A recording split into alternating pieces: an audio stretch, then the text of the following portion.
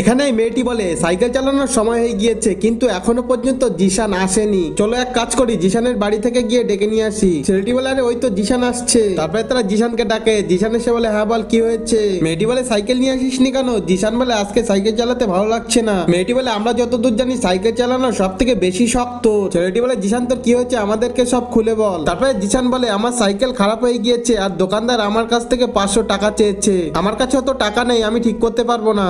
মেয়েটি তখন বলে আমার কাছে টাকা থাকলে তো সাইকেলটা আমি ঠিক করে দিতাম। তারপরে এই লোকটি আসে আর বলে শোনো বাচ্চারা, আমি তোমাদেরকে একটা প্রশ্ন করব, যে সঠিক উত্তর দিতে পারবে তাকেই 500 টাকাটা দেবো। জিশান বলে ঠিক আছে আমি উত্তর দেব। লোকটি প্রশ্ন করে বলো আমাদের দেশ কবে স্বাধীন হয়েছিল? জিশান বলে 15ই আগস্ট 1947 সালে। লোকটি তখন জিশানকে 500 টাকা দেয়। মেয়েটি তখন বলে দেখেছিস জিশান, আল্লাহ তোর কথা শুনেছে, তোর সাইকেল সারানোর 500 টাকা পাঠিয়ে দিয়েছে। চল তো সাইকেলটা ঠিক করে নিয়ে আসি। লোকটি বুদ্ধি করে ছেলেটিকে সাহায্য করলো। ছবিটিকে ভালোবেসে লাইক সাবস্ক্রাইব করো।